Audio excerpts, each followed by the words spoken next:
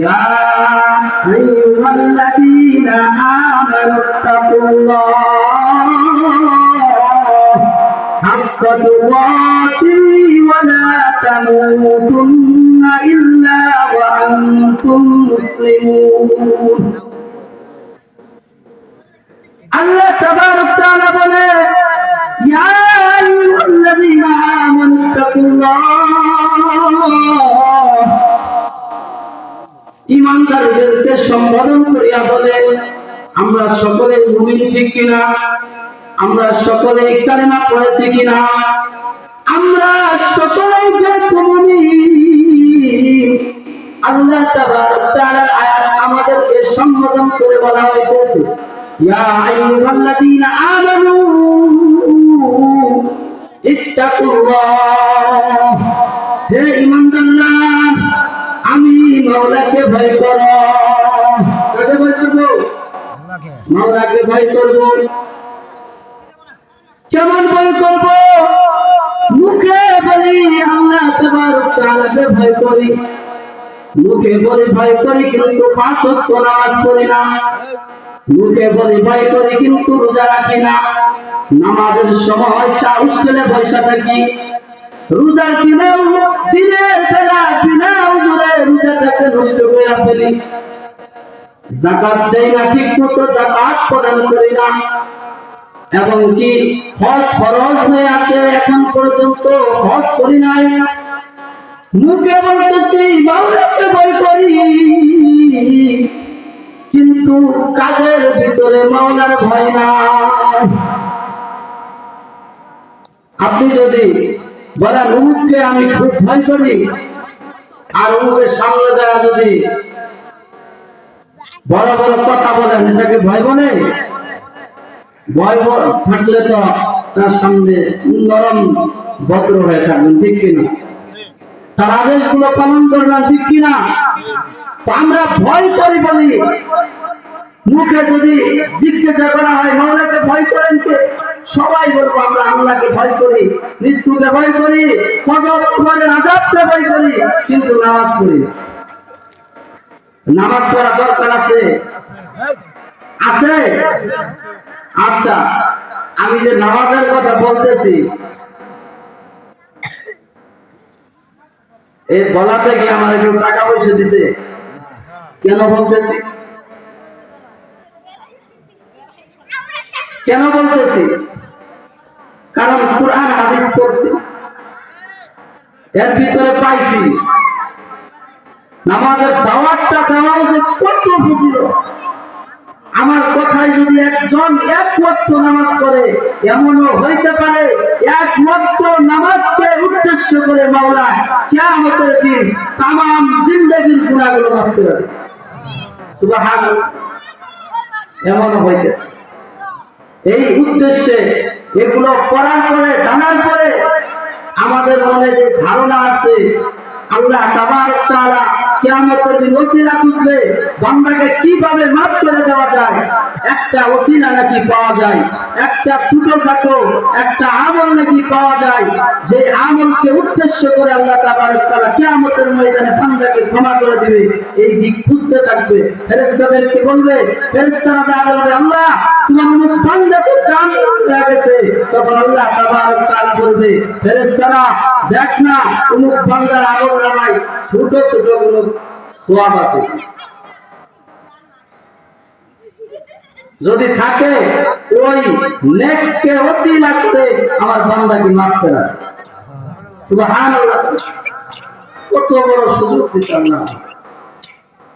এই জন্যই বলতেছি এটা দায়িত্বের মধ্যে পড়ে, যেহেতু এই অ্যারাবিক লাইনে লেখাপড়া করতেছি এবং অ্যারাবিক লাইনে আছি এবং গ্রামে আমাদের একটা দায়িত্ব আছে, সেই দায়িত্ব থেকে আজকের মাহফিল, সেই দায়িত্ব থেকে আজকের এই স্টেজে বসা, সেই দায়িত্ব থেকে আপনাদেরকে বলা যে আপনারা সকলে নামাজ পড়বেন, ঠিক কিনা?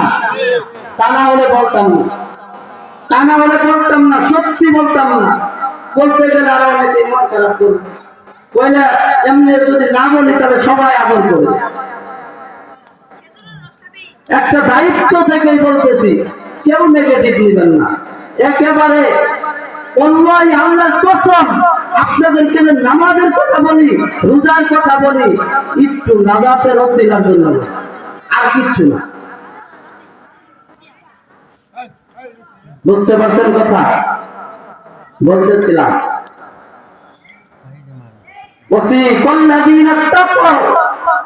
যারা আল্লাহকে ভয় করে তাদেরকে ওই সমস্ত লোকদেরকে হাঁটায় হাঁটায় নিয়ে যাবে। দেখছেন রাখাল যে গরু হাঁটায় নিয়ে যায়, গরুর দলকে যে নিয়ে যায় 10-12টা, অনেক আগে তো রাখালের যুগ ছিল, এখন আছে কিনা বর্তমান আরবে আছে। রাখাল 10-12টা গরু, 10-12টা ভেড়া, 15-20টা বকরি এভাবে হাঁটায় হাঁটায় নিয়ে যায় না। আল্লাহ তাবারক তাআলা জান্নাতি বান্দার উদাহরণ দিতেছে, ওয়াসিকাল্লাযীনা তাকাউ রাব্বাহুম ইলাল জান্নাতি যুমারা। আল্লাহ তাবারক তাআলা কুরআন কারীমের মধ্যে বলে, যারা আল্লাহ তাবারক তাআলার ভয় অন্তরের ভিতরে লালন করে ওই সমস্ত বান্দাদেরকে রব্বাহুম, ওই বান্দাদের রব ইলাল জান্নাতি যুমারা, জান্নাতের দিকে দলে দলে নিয়ে যাইতে থাকবে। দলবদ্ধ কইরা ওই সমস্ত ভয়কারী, মাওলার ভয়কারী বান্দাদেরকে কিয়ামতের ময়দানে, সেই দিন হাসরের ময়দানে মাওলাই মাফ করে দিয়ে জান্নাতের দিকে চড়ায় নিয়ে যান। বলেন সুবহানাল্লাহ।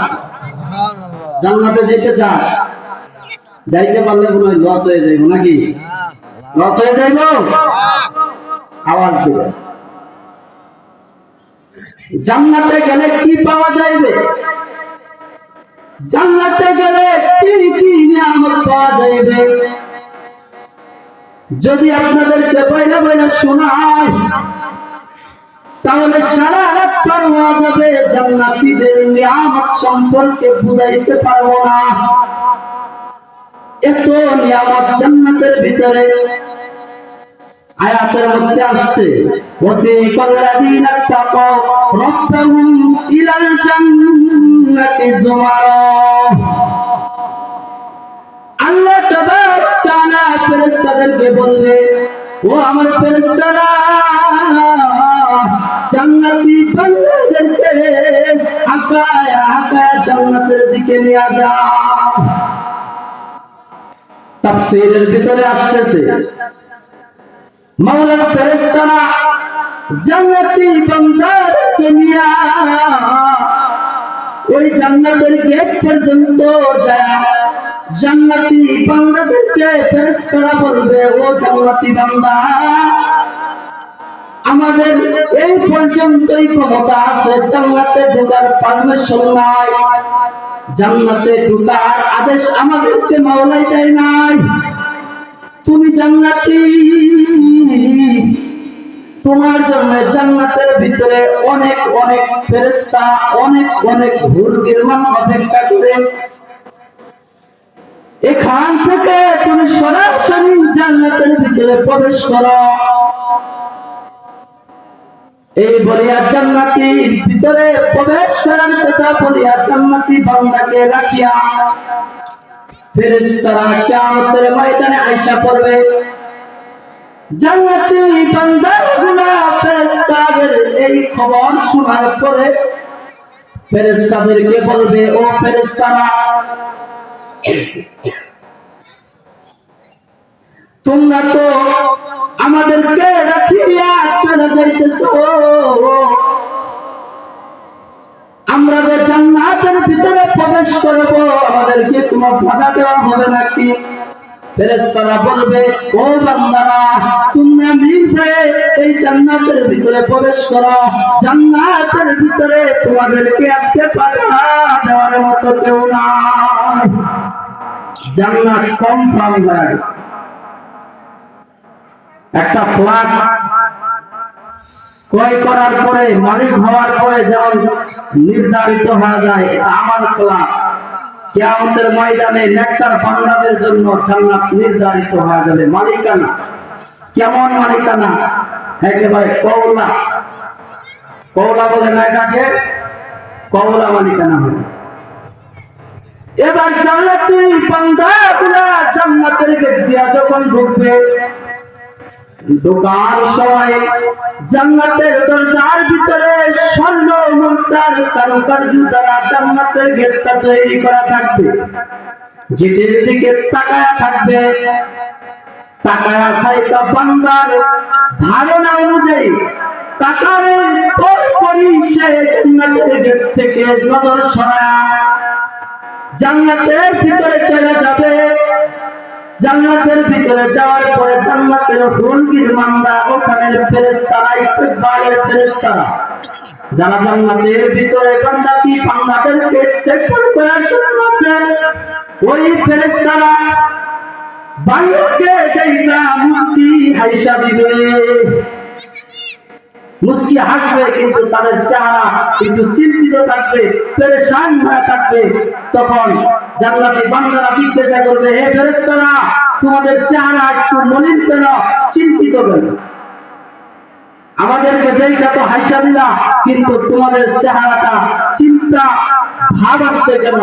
তখন ওই ফেরেশতারা বলবে, ও ভাই জান্নাতি ভাই, তোমার তো এখানে আরো 40,000 বছর আগেই পৌঁছার কথা, তুমি দেরি করতেছো কেন? এই চিন্তা করতে করতে আমাদের মুখ কানা মলিন হয়ে গেছিল। যখন তোমার চেহারাটা দেখছি, তখন আমি মুস্কি হাসা দিছি।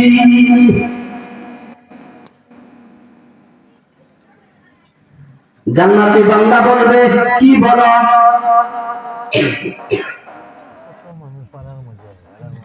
এই তো সবেমাত্র ফেরেশতারা জান্নাতের গেটের সামনে আমাকে নামিয়ে দিয়ে আসলো, আমি সঙ্গে সঙ্গে তো জান্নাতে প্রবেশ করলাম। কিসের 40,000 বছর পার হয়ে গেছে? কি বলো তুমি এগুলা, কি বলো? ওই সময় ফেরেশতারা বলবে, ও ভাই জান্নাতি ভাই, তুমি যখন জান্নাতের গেট দিয়া প্রবেশ করেছিলা, ওই সময় কি তোমরা কোন দিকে তাকাইছিলা নাকি? ওই বান্দাগুলো বলবে, ও ফেরেশতারা, আমি তো তাকাইছিলাম জান্নাতের গেটের দিকে, তাকাইছিলাম, তাকায় তাকায় ভাবছিলাম আমার মৌলা কত সুন্দর কইরা বানাইছে। তখন ফেরেশতারা বলবে, ও জান্নাতি ভাই, ওই যে তুমি ওই গেটের দিকে তাকাইছো, ওইখানে 40,000 বছর পার হয়ে গেছে, তুমি বুঝতে পারো না।